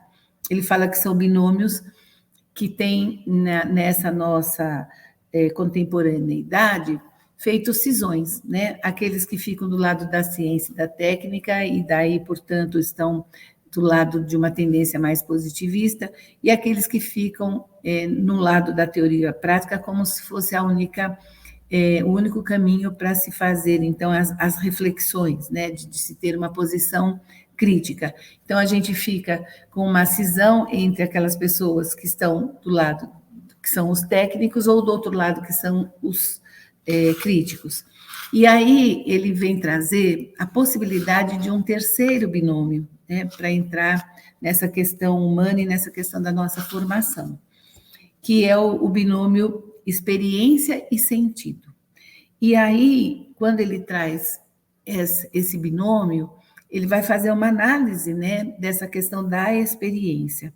E aí ele fala que quando a gente escolhe as palavras, a gente está fazendo, de fato, escolhas éticas, ideológicas, porque as palavras, como ele diz, têm poder, né? E ele tem poder de nos denunciar, de nos revelar e dizer de onde a gente fala e quais são esses referenciais em que a gente se coloca e se define. Então, ele fala que a experiência é aquilo que nos acontece, aquilo que nos toca. E isso é muito importante quando a gente pensa nessa questão da docência, nessa relação em sala de aula, né, nesse binômio ensino-aprendizagem. E aí eu vou ler, né, uma colocação dele com as palavras dele, que eu acho que são mais claras, né, nessa perspectiva que ele traz. Ele diz, então, que nomear o que fazemos em educação ou em qualquer outro lugar, como técnica aplicada, como praxis reflexiva ou como experiência dotada de sentido, não é somente uma questão terminológica. As palavras com que nomeamos o que somos, o que fazemos, o que pensamos, o que percebemos ou o que sentimos são mais do que simplesmente palavras. E por isso, as lutas pelas palavras, pelo significado, pelo controle das palavras, pela imposição de certas palavras e pelo silenciamento ou desativação de outras palavras, são lutas em que se joga algo mais do que simplesmente palavras, algo mais do que somente palavras. E aqui vem, né, quando Pedro fala do silenciamento, né, do silêncio, então, onde estão essas palavras, né? E que palavras que são essas que estão sufocadas e que estão gritando por vir à tona?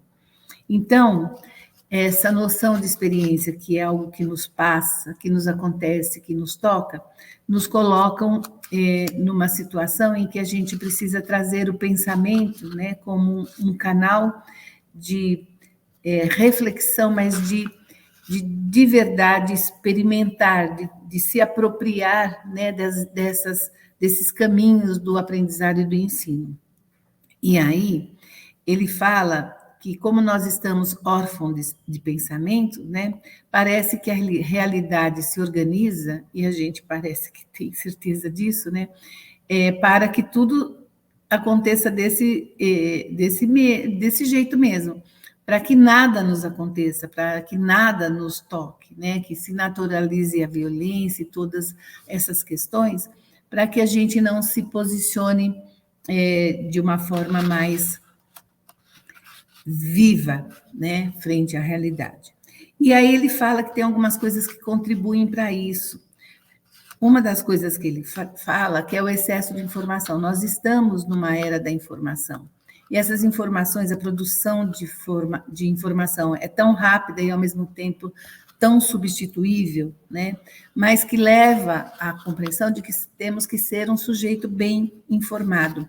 E, na verdade, a gente não se torna nem sujeito bem informado, e a gente vai se tornando um objeto manipulado dessas informações, porque as informações que nos chegam também são as informações escolhidas numa lógica hegemônica. Uma outra coisa que ele fala, que está ligado à questão da informação, é o excesso de opinião. Todo mundo tem opinião sobre tudo. E essa produção de opinião tem negado, né, a ciência, o conhecimento, o estudo, a pesquisa. Qualquer pessoa pode entrar no Google e pegar qualquer tema e produzir uma aula, por exemplo, né? Mas que está totalmente distanciado da vivência, da experiência, porque foi tocado, se deixou acontecer coisas, né? Foi transformado por esse conhecimento. A outra coisa que ele fala é a falta de tempo. A gente está numa loucura de fazeção, a gente faz muita coisa, a velocidade das coisas são muito determinadas e a gente acaba não tendo tempo, né? Não tendo tempo para parar, para pensar, para refletir. Então, a gente vai entrando, né, nessa lógica da rapidez. Então, ele fala que os sujeitos informados e com opinião sobre tudo, com verdades pessoais em detrimento da ciência, né, e de todo o conhecimento das pesquisas, nos leva a essa noção que a gente não pode perder tempo, né? A gente tem que correr, a gente tem que saber, a gente tem que estar atento às informações. A outra coisa que ele fala é o excesso de trabalho, né? Que também entra nessa questão da fazeção, né, de fazer demais, de ficar inquieto, de ter uma hiperatividade de pensamento e de fazer as coisas, e que essa sociedade nos impõe essa lógica de a gente tem que agir, né, tem que estar sempre em ação, sempre produzindo. Eu vi uma vez um vídeo, né, bem curtinho, falando isso, assim, o quanto você já está dando o seu 100%, o que está faltando para você dar o seu 100%? E isso numa lógica totalmente de produtividade, né, capitalista, que nos aprisiona, né, como se quando a gente relaxa, a gente estivesse fazendo algo pecaminoso, né? E aí, vou falar de novo, vou ler mais um pedacinho do que ele traz, que eu acho muito bonito. Ele diz que a experiência requer parar para pensar, parar para olhar, parar para escutar, pensar mais devagar, olhar mais devagar, escutar mais devagar, parar para sentir, sentir mais devagar, demorar-se nos detalhes, suspender a opinião, suspender o juízo, suspender a vontade, suspender o automatismo da ação, cultivar a atenção e a delicadeza, abrir os olhos e os ouvidos, falar sobre o que nos acontece, aprender a lentidão, escutar aos outros, cultivar a arte do encontro, calar muito, ter paciência e dar-se tempo e espaço. E aí, a gente pode pensar que isto seria a essência da nossa profissão, não é? Esse encontro com o outro requer tudo isso. E aí, então, eu fico pensando que formar psicólogos, estar no lugar da docência ou estar no lugar de estudante, é construir um campo de experiências, dessas experiências bondinianas, né? Como ele coloca aqui. E aí, quando ele fala do sujeito da experiência, né, que somos nós, os docentes, os estudantes, Ele fala que somos territórios de passagem, né? Passagem onde as coisas nos toca, acontece e produz marcas. E aí, ele fala também que a experiência ela é capaz de fundar uma ordem epistemológica e uma ordem ética, né? Na medida em que produz, né, um saber que é uma relação entre o conhecimento e a vida humana, né? Que o conhecimento ele tem que estar acoplado, integrado, engendrado, né, na vida humana. E aí a gente pode fazer um monte de perguntas, né? E algumas eu coloquei aqui. Que experiências a formação de psicólogos e psicólogas tem proporcionado, estimulado? Que encontros da docência e da discência têm sido fomentados? Como isso pode se dar em uma realidade que o ensino é mercadoria e a valorização se dá pela lógica da meritocracia? Que lugares ocupam os professores, professoras, estudantes nesse ponto de venda, né? Que se a educação e o ensino é mercadoria, então tem que ter um ponto de venda. E como é que a gente está nesse lugar? Que preço eles e elas têm pago para garantirem o seu emprego, o seu lugar na universidade? Silêncio, angústia, desencanto, adoecimento, como já foi também falado, tanto pela Eveli quanto pelo Pedro. E aí, eu trouxe também um outro pensador, um educador da Unicamp, que é o Galo, que ele fala que nessa situação a gente pode estar fazendo uma escolha, né, pela acomodação. Então, ele fala assim, que quando a gente escolhe, né, se acomodar no discurso e na prática proposta e imposta pelas políticas educacionais e nas diretrizes, nos parâmetros, nas rotinas oficiais, então nós temos que nos dar conta que escolhemos participar do projeto de subjetivação no qual os sujeitos podem ser ou não produzidos em série, no qual é provável que suas subjetividades serão delineadas por traços de submissão, desvalorização, impotência, sujeição, salvo se puderem, por reação, encontrar linhas de fuga, nem sempre criativas e libertadoras, tais como o adoecimento psíquico e a evasão, a desistência. Então, nesse cenário, né, que a gente também não pode desistir, né? A gente tem que pensar assim, tá aí, mas o que faremos e o que estamos fazendo em relação a isso? Como resistir sem adoecer, né? Como não desistir? E aí, então, são possíveis movimentos de resiliência e de resistência, e eu vou falar algumas coisas. Então, uma das questões é adotar uma prática docente orientada pela ética e pela estética, né, que pressupõe. Aí eu trago um outro educador espanhol, Contreras, que ele fala sobre o desejo de ensinar. Então, estamos mesmo desenvolvendo, estamos atendendo esse desejo de ensinar? É um desejo, né, estar neste lugar com jovens, crianças jovens, adultos que sejam também nesse processo de ensino-aprendizagem, como uma satisfação de estar junto com essas pessoas nesse momento de suas vidas em que estão em um processo de formação. Aí eu trago também, né, Bom Dia de Novo, quando ele fala que nós podemos ser, enquanto docentes, catalisadores de experiências.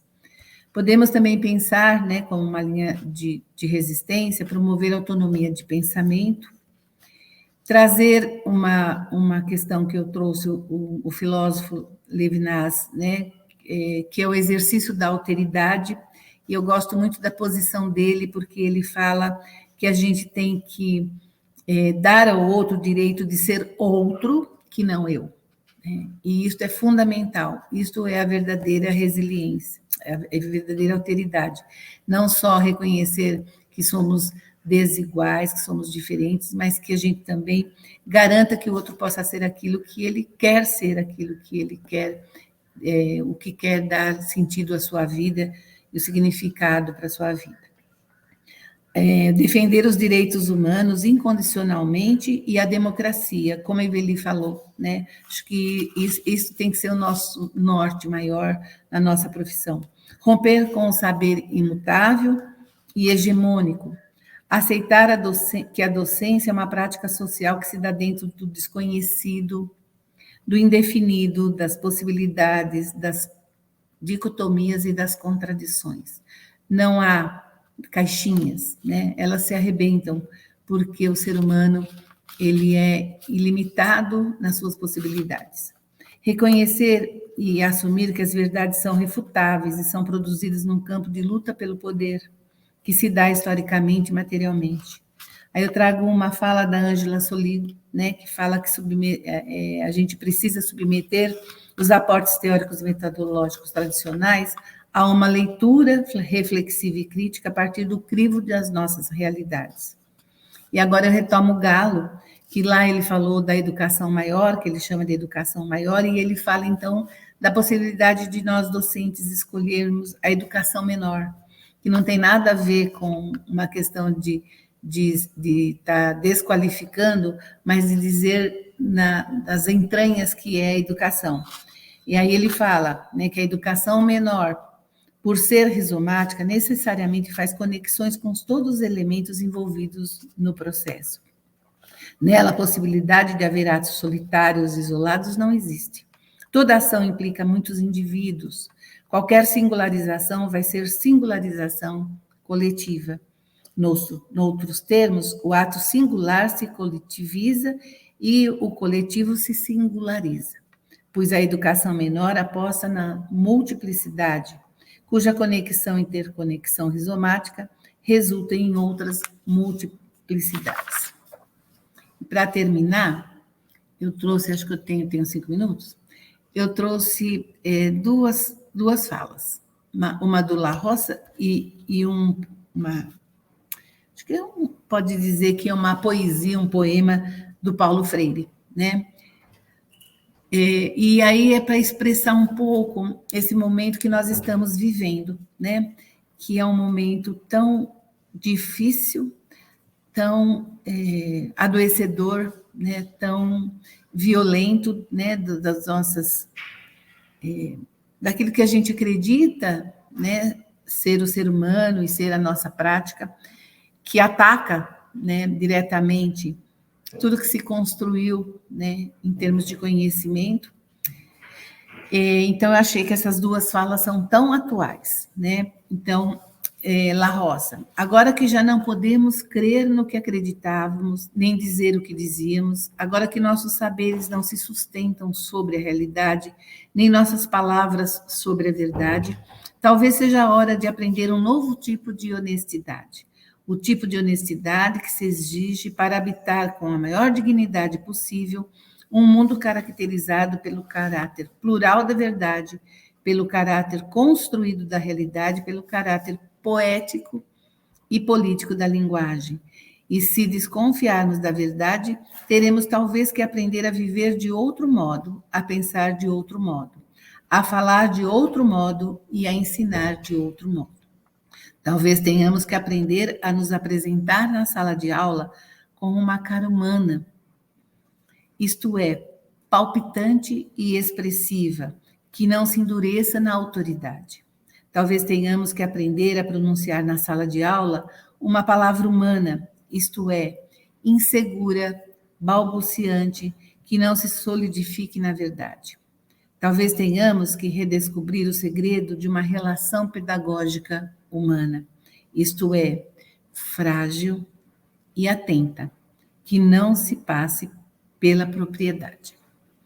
E então, do Paulo Freire, né, eu trouxe um poema que está no livro Pedagogia da Indignação, que é: escolhi a sombra desta árvore para repousar do muito que farei enquanto esperarei por ti. Quem espera na pura espera, vive um tempo de espera vã. Por isto, enquanto te espero, trabalharei os campos e conversarei com os homens. Suarei meu corpo que o sol queimará. Minhas mãos ficarão calejadas, meus pés aprenderão o mistério dos caminhos, meus ouvidos ouvirão mais, meus olhos verão o que antes não viam, enquanto esperarei por ti. Não te esperarei na pura espera, porque o meu tempo de espera é um tempo do que fazer.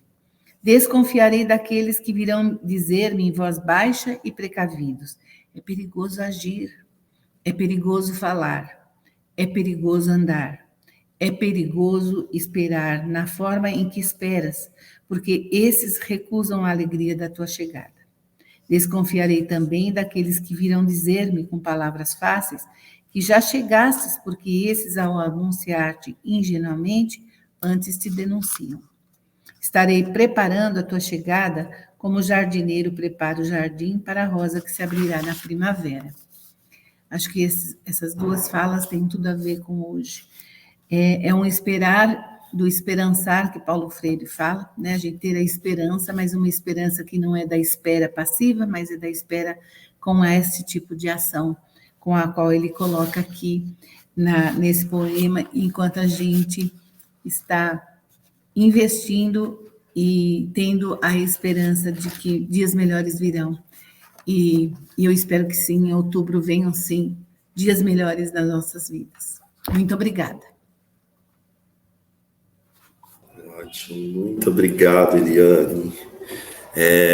No chat há diversas manifestações de aplausos, de apresentando a sua fala como algo extremamente importante. Acho que ressoou muito, né, a frase "dá ao outro o direito de ser ele", né? Eu acho que várias pessoas aqui repetiram essa frase no nosso chat. Então, assim, muito obrigado mesmo.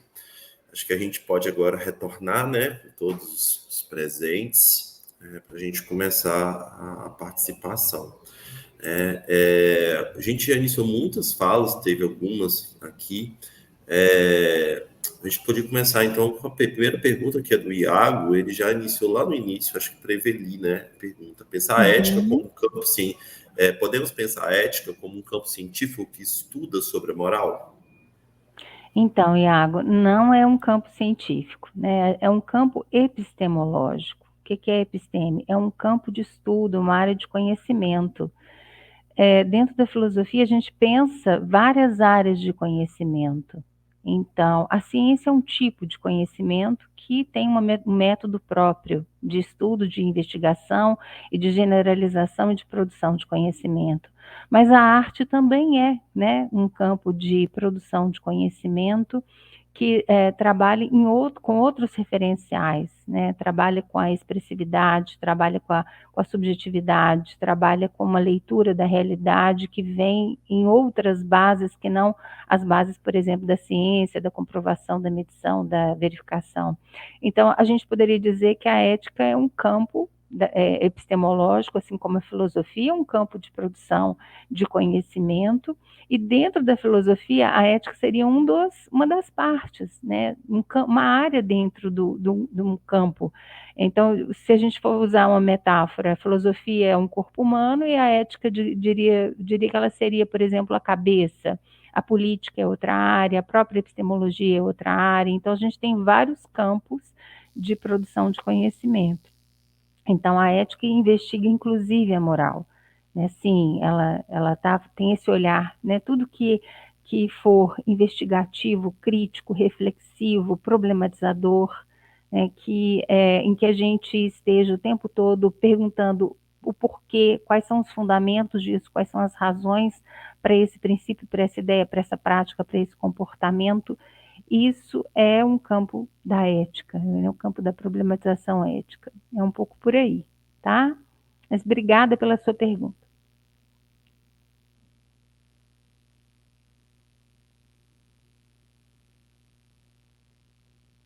Teria mais alguma pergunta para mim, Anaí? Eu acho que tem outras perguntas para todo mundo, né? Eu acho que o Nair travou, Eveli. Tô achando que ele travou. Eu acho que então podia ir nas suas agora, Pedro. Você conseguiu ver aqui as suas? Deixa eu ver. O Valdeci está perguntando qual o motivo da academia não aproximar dos profissionais que executam o trabalho no dia a dia, seja em empresas ou em órgãos públicos. Ele faz essa pergunta durante sua fala, Pedro, mas tem outras também. Será que as faculdades superiores da Maria Aparecida Maltoni, a minha pergunta é, será que as faculdades superiores estão formando psicólogos críticos de sua praxis? Pode ir. Vamos lá. Essa última foi feita por quem? Maria Aparecida Maltoni. Maria, eu vou dizer que a instituição em si não. Eu vou nomear o experienciar, que é o que a Eliane trouxe para a gente. Eu acho que a experiência, ela forja a concepção crítica, a visão crítica do que está atravessando a gente. Mas a instituição em si, ela já tem um modelo de funcionamento que eu não vou chamar de orgânico, porque ela é feita para funcionar assim. Então, ela pode ser configurada de outra forma, mas ela já funciona de uma forma determinada e específica para que a perspectiva crítica seja cada vez menos abrangida. E o sucateamento das grades curriculares é um grande exemplo disso, né? Eu acho que só o fato de algumas instituições de ensino tratarem a psicologia social crítica latino-americana como área, assim, qual que é a área da psicóloga social? Será que a reflexão e o questionamento ético-político já não são parte, assim, de uma perspectiva reflexiva e, obviamente, de um compromisso que deveriam ser de toda psicóloga e de todo psicólogo? Então, assim, será que toda pessoa que exerce a profissão não deveria ser uma pessoa que também se nomeie uma psicóloga social crítica? Independente da área de atuação, independente da abordagem, assim, um referencial de compromisso ético-político, o que se vê à volta do que nos atravessa, eu acho que ele deveria partir daí, mas não. Às vezes o que a gente tem é uma ou duas disciplinas de psicologia social, uma de ética, e pronto. E às vezes a psicologia social é apresentada como uma área de atuação. É a psicóloga na quebrada, a psicóloga na favela, a psicóloga no CRAS, de vez em quando a psicóloga no CAPS, mas é isso, né? Agora a gente às vezes tentar pensar a perspectiva social crítica em todas as dimensões de fazer. Então, por exemplo, quando a gente tiver aula da psicologia social no RH, na perspectiva organizacional, uma psicossociologia do trabalho, não é a mesma coisa de psicologia social do trabalho, mas, então, assim, eu acho que é isso, é a gente pensar essa dimensão do nosso fazer crítico, do nosso compromisso em todas as instâncias, em todas as dimensões. E que muitas vezes a gente não é apresentada a essa concepção, a gente precisa descobrir em outros lugares. Às vezes a gente só se depara com essa realidade e fala, ó, aqui também dá. Assim, essa descoberta gradual, né? De onde a psicologia se encaixa e onde esses compromissos se encaixam também. E muitas vezes o não abordar a realidade nos espaços de sala de aula são um dos grandes fatores que dificultam essa percepção crítica, porque a gente está num país em que mais de metade da população sofre de vulnerabilidade alimentar. E isso deve ser nosso foco de estudo urgente, emergente do campo do agora. A fome é do campo do real, ela é concreta, ela está aqui. Mas quando na sala de aula a gente para um momento para debater sobre fome e miséria? E assim, que não seja só numa perspectiva da atuação das políticas públicas, mas uma perspectiva de um projeto de reconstrução de país e da realidade de quem está entre nós. A fome não está fora da sala de aula, ela também está dentro. A escola e as instituições de ensino superior constantemente são convocadas a atuar enquanto aparelho socioassistencial. E a fome é uma das razões dessa convocação. Às vezes a criança vai para a escola para merendar. Então, assim, é também pensar que o debate sobre a fome, a miséria, o desemprego, a desigualdade, quando eles entram no espaço da sala de aula, é porque, de fato, a gente consegue enxergar os sujeitos que estão ali, com demandas do agora. E enxergando esses sujeitos, a gente também tem a possibilidade de apresentar uma perspectiva crítica, de uma psicologia que não quer só saber o que está acontecendo lá fora, mas o que está acontecendo aqui entre nós, nesse fenômeno, nessa interação que nós estamos construindo agora. E quem proporciona isso não é a instituição. Eu acho, né? Eu gostaria só de fazer um adendo, né, nessa resposta da Maria Aparecida, quando ela fala estão formando psicólogos críticos de sua praxis. Se fosse de verdade praxis, já estaria embutido a crítica, né? Porque a praxis ela tem um conceito muito mais amplo que envolve essa concepção mais ampla que considera as questões históricos, sociais, econômicas, políticas. Então, se fosse praxis, a gente já estaria dentro desta dimensão crítica. É que são práticas, né? E às vezes práticas pela prática, né? Porque tem que se fazer, e é a fazeção, e não é o fazer com a reflexão. Eu acho que a gente, desculpa, minha internet caiu. mas acho que vocês já seguiram as respostas, né? Acho que a gente podia caminhar um pouquinho, mais ou menos nisso que a Eliane já trouxe, o Pedro também, que é a pergunta da Lucimar Albuquerque. Eliane, como percebe a extensão na formação universitária para construir espaços de vivências acadêmicas para a praxis? Agora, pensando no processo de titularização da extensão.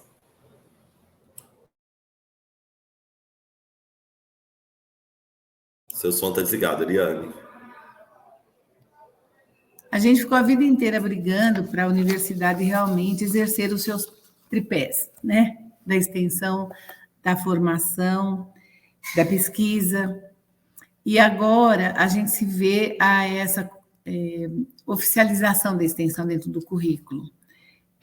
A gente pode pensar que pode ser uma linha de fuga para novas praxes, de verdade praxis, espaços outros que possam se estender e de verdade se engendrar na população, nas suas questões mais fundamentais.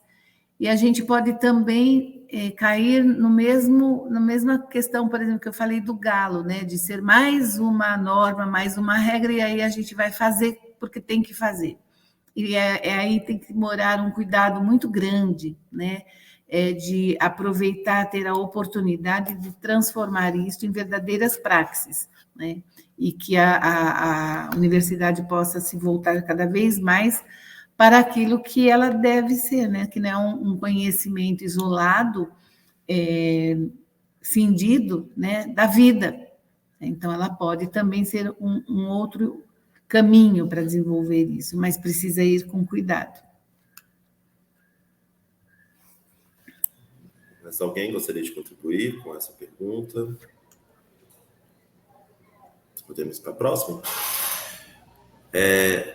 Vamos seguindo aqui, para vocês, a pergunta do Felipe Leal. Para vocês, a formação baseada em autores norte-americanos e europeus dificulta a formação de um pensamento ético-político para a América Latina? Eu posso começar falando um pouco, depois eu passo a bola para meus colegas. Assim, na complementação do que a Eliane coloca, né, eu penso que todo projeto político, pedagógico de curso, ele tem que ter uma teleologia. O que é teleologia? É uma finalidade, né? Você tem que pensar aonde eu quero chegar. E a gente realmente, tendo como referenciais só autores estadunidenses, europeus, a gente se afasta da nossa realidade social, histórica e política. A gente precisa estudar mais a nossa realidade, os nossos autores, sim, os nossos problemas, conhecer mais de perto. A psicologia chegou até aqui, nesses 60 anos, porque ela dialogou com a sociedade brasileira, porque ela dialogou com as questões sociais, senão ela não teria avançado tanto, ampliado tanto o seu campo de trabalho. A gente tem cada vez mais novos campos de trabalho.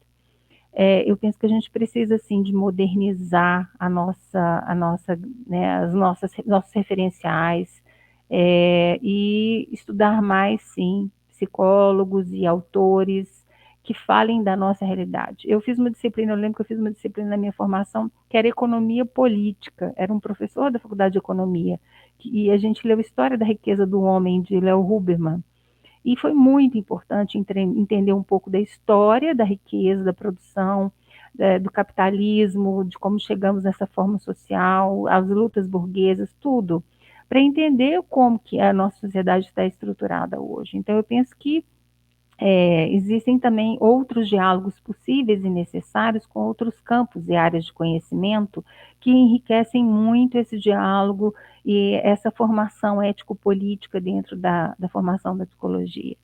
Vou passar para os colegas poderem falar também. Eu queria só complementar, né, essas questões que a Eveli trouxe. Lembrar que assim, a gente não, quando a gente propõe, né, de construir, né, um conhecimento mais próximo e mais próprio da realidade política, econômica e de vida da América Latina, é a construção de uma identidade, né, que é muito diversa, porque nós temos uma identidade de colonizados, e a gente precisa desconstruir isto.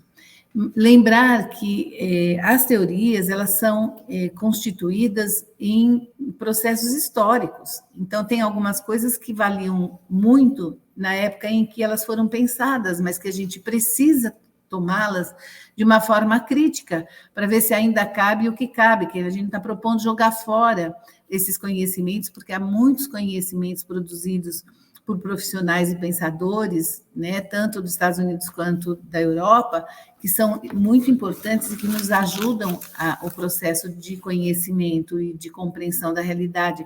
Mas a gente tem que ter essa postura crítica e pensar, sim, que nós precisamos escrever mais, pesquisar mais, escrever uma história, né, e uma teoria que dê conta mais da nossa realidade, e que tem que ser pelo caminho da emancipação e da libertação, né?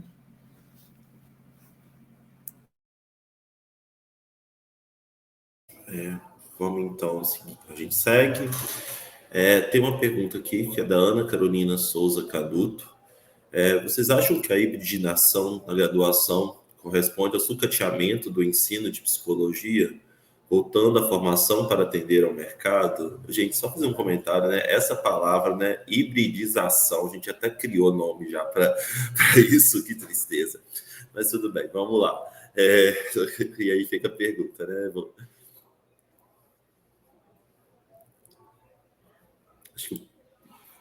Acho que o Pedro poderia começar com essa fala. Pedro, eu vi que você está falando sua cabeça já no início. Eu tenho medo de ser palestrinha demais respondendo até, Nair, mas a resposta é sim. Eu acho que só a escolha política, que é plenamente política, de quais disciplinas vão ser presenciais, né? Aliás, quais matérias. Quais matérias vão ser presenciais e quais vão estar virtualizadas, seja no modelo semipresencial síncrono, ou seja no modelo totalmente virtual, né? Que a professora nem está lá, é só um vídeo. Isso já diz de o que é essa instituição de ensino superior, o que esse órgão colegiado de curso, essa coordenação e esse núcleo docente estruturante estão pensando enquanto prioridade para se vivenciar na perspectiva da formação, na presencialidade, na sala de aula, e o que pode ser virtualizado, assim, o que o sujeito pode aprender virtualmente, individualmente, assim. E eu acho interessante é que em algumas instituições de ensino as matérias virtuais estão sendo pesquisa qualitativa, psicologia ética, psicologia social, e as disciplinas presenciais são das hegemônicas que já estão bem consolidadas, não só na perspectiva da produção de pesquisa e ciência, mas na nossa prática diária, né? Não tão hegemônica assim, porque o nosso maior empregador segue sendo o SUS e a gente não aprende sobre SUS nesses espaços, quase não aprende, né? Só aprende porque é obrigatório em algumas disciplinas de um jeito bem raso. Mas então, contribui sim, que é essa seletividade política do que é presencial, o que nos atravessa nesses espaços, e o que a gente pode aprender isoladamente, sozinho, também diz o que é elencado como prioridade.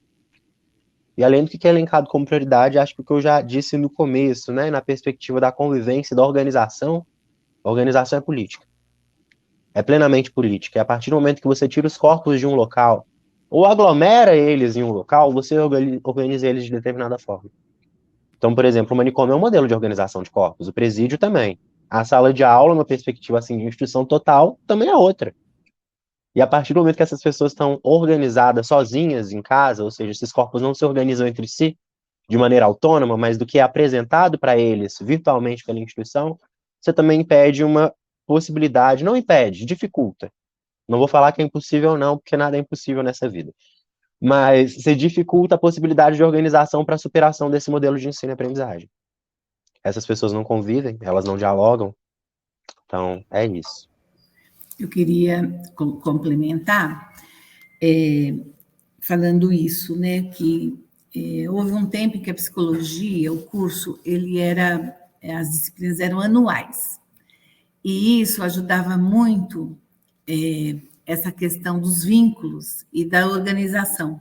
Matthew Zaid veio e trouxe a lógica dos períodos. Primeiro período, segundo período, terceiro período. Então, você cindiu esses vínculos E, além disso, você abriu a possibilidade de escolher, né, fazer um menu de disciplinas. Então, os encontros ficam mais raros, vínculos mais raros, e, portanto, a possibilidade, como você falou, Pedro, da organização, ela fica fragilizada. Então, isso é uma tática muito bem pensada, né? A outra coisa é do ensino híbrido, porque ele para além dessa questão de ser presencial ou ser online, ela traz uma outra lógica, que é dos estudos autônomos, né? Que entra no currículo, né? Na grade curricular e na carga horária, onde o professor é dispensável, né? Ele é dispensado desse processo, fica por conta do aluno, estudo autônomo, né? E que não tem espaço para discussão, para ver o metabolismo de tudo isso que foi realizado.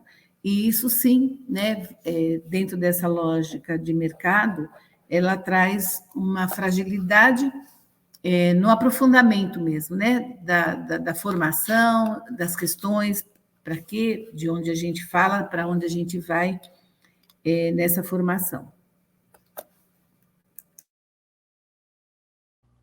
Lembrando também que existe uma diferença que o Paulo Freire traz para a gente, que é a diferença entre formação e informação, né?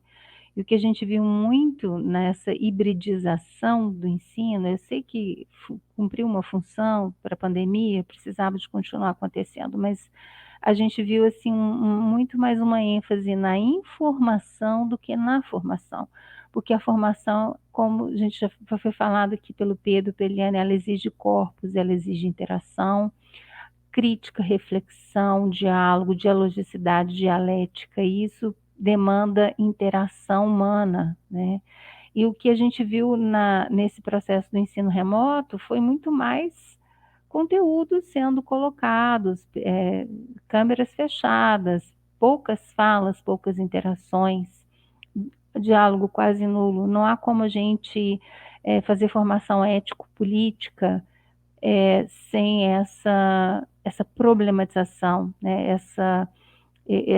Esse ver o outro, como Eliane trouxe do Levinas, a questão de perceber a alteridade do outro que se coloca diante de nós e reconhecermos o que somos, né? Nós somos o que somos a partir do que nós também identificamos no outro e percebemos o que o outro tem de diferente em relação a gente.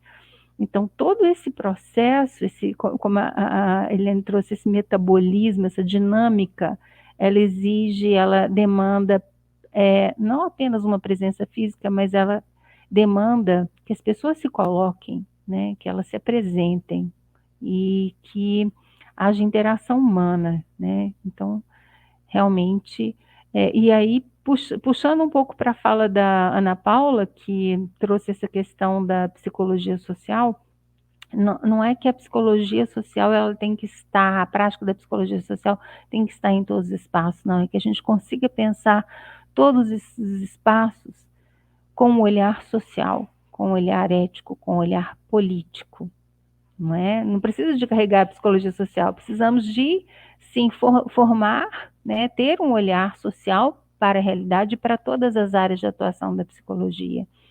Pensando no social, nesse diálogo com a realidade, nesse diálogo com as condições historicamente postas para nós, né, e que a gente possa pensar nessas realidades não como coisas estanques, mas quando possibilidade de mutabilidade também, porque se também a gente toma tudo como definido, pronto e acabado, onde está a nossa ética da responsabilidade, o nosso agir ético sobre as questões, a nossa potencialidade de transformar e de modificar a realidade. Então, é muito mais nessa dimensão mesmo, de não perder a dimensão social, crítica, reflexiva, de qualquer área de atuação, de qualquer área de ensino, de pesquisa e de extensão. Muito bom, obrigado, pessoal. Eu acho que agora nós estamos já caminhando para o fim, né, da nossa mesa. Gostaria de muito agradecer a presença de todos que estiveram presentes aqui conosco. Eu acho que foi um espaço de grande validação o Congresso continua, né? Temos muitas mesas bacanas. Amanhã, a nossa comissão ela retorna para mais uma mesa, né? Falando um pouco sobre a mercantilização do ensino. Então, já queria também convidar a quem está aqui para também participar, poder compor um pouco essa discussão conosco. E aí eu gostaria, né, de só solicitar as falas finais dos participantes da mesa. Eu queria só, complementando o que você falou, Anair, queria convidar todas, todos e todos aqui para estarem realmente nessa mesa de amanhã, às 14 horas. A gente vai ter a presença ilustre da nossa presidenta do sindicato, do Simpro Minas, né, Valéria Morato, que vai trazer seu olhar, suas contribuições para a questão da mercantilização no ensino superior. É uma grande parceira. Ela está, inclusive, licenciada dessa função, porque ela é candidata a deputada estadual. E aí eu já queria também já terminar aqui com o meu agradecimento a você, Onair, pela sua disponibilidade, ser o nosso mediador, dizer que é uma honra, um orgulho muito grande estar aqui compartilhando essa mesa com Eliane Cordeiro, com Pedro de Paula, que são, além de pessoas a quem eu tenho um afeto muito grande, assim, né, me sinto muito honrada da gente poder ter tido essa experiência de falar conjuntamente aqui sobre essas questões, com a belíssima mediação do Onair. Muito obrigada, pessoal. E um beijo, e muito agradecida também a todas e todos que acompanharam a gente até aqui. Muito obrigada. Eu também quero agradecer muito. Passou a hora que a gente nem sentiu, eu pelo menos não senti. Fiquei tão ligada nas falas, nas perguntas, né? Nessa mediação do Onair, que é tão bom, né? É tão bom a gente parar para conversar, para pensar, para dividir, né? E para se juntar para a gente não se sentir sozinho, né? Eu acho que isto é muito bom, é muito importante. E fica sempre, né? Essa questão básica da psicologia. Para quem, né? Para quem a gente tem o exercício da nossa profissão? Para quem e para quê? Qual finalidade? Acho que isso tem que ficar sempre presente. Então, muito obrigada para vocês que estiveram nos acompanhando, né? Nas falas, nas perguntas, e a organização, né, deste congresso, que, como o Nair falou, está maravilhoso, está cheio de coisas. Pena que a gente trabalha o dia inteiro e vai ser difícil acompanhar tudo, mas vamos ver o que dá para fazer. Muito obrigada, viu? Obrigada, companheiros. Companheiros. Aí, gente, eu também queria agradecer a mediação do Onair, agradecer a Eliane. Eliane, eu não te conhecia, é um prazer ter te conhecido. Muita coisa que você falou, até deu uma notadinha. Eveli, é sempre uma honra dividir qualquer espaço com você, te amo demais, muito obrigado por tudo. Vou agradecer também a Beatriz, ela não está aparecendo, mas ela é da equipe que está mediando a tecnologia aqui agora, comissão organizadora desse congresso, todo mundo que estava aqui escutando a gente, participando ativamente no chat. Quem é estudante, quem não é também, segue a gente, lá no Instagram, tanto no Instagram da ABEP, quanto no Instagram da União Estadual dos Estudantes de Minas Gerais. Aos estudantes que ainda não têm diretório acadêmico, existe a Lei 7.395 de 1985, que garante como direito esse método de organização estudantil. Fundem os DAs nas instituições de ensino de vocês, se precisarem, peçam ajuda para a gente vai até lá, ajuda a organizar a documentação, ajuda a levantar todo o dinheiro enquanto não deixem de criar e ampliar o nosso espaço de voz institucional enquanto classe estudantil. Aos estudantes que já têm diretório ou centro acadêmico, se organizem nos seus DAs, porque é desse espaço que a gente também consegue disputar as reformas curriculares dos nossos cursos, o debate dos órgãos colegiados dos nossos cursos, em que a gente tem uma cadeira lá, e por fim, só ressaltar uma coisa que resume muito o que a gente disse hoje aqui, né, gente? Parece que quase todo questionamento é um tipo de compromisso ético-político, não todo, por isso eu falei quase todo, mas questionar a realidade, questionar os porquês, isso diz de um compromisso. E muitas vezes a verbalização do questionamento, não ficar só no campo das ideias, mas nessa perspectiva prática, teoria prática. O questionar o que está à nossa volta, quem está à nossa volta, igual a Eliane falou, a quem essa formação está nos servindo. E de uma coisa muito importante que ela falou, né? Nomear o que fazemos não é somente uma questão terminológica, então essa luta pelos nossos significantes. Eu lembro da música do Emicida, Amarelo, quando na parte da Pablo Vittar, eles cantam "Permita que eu fale e não as minhas cicatrizes". Elas são só coadjuvantes, não melhor figurantes, que nem deviam estar aqui. E eu acho que é isso, a gente poder se nomear e apresentar a nossa potência, a potência dos nossos significados, de nossa experiência, nossa vivência, para além do que nos foi imposto. É muito o que a Bader Savaia também fala, né? Ir para além da dimensão da violação. Sofrimento ético-político como uma categoria dialética de análise da exclusão, mas que também possa identificar no sujeito violado algo para além da identidade do violentado. Enxergar a potência, além do afeto triste, os afetos alegres. E daí vem o nosso compromisso também. Uma psicologia criada por um povo que foi diversas vezes violado, mas que, para além desse sentimento de violação, uma construção de diversas potências para reparações históricas que estão em curso. Não estão prontas, não sabemos quando vamos testemunhar, mas em curso elas estão.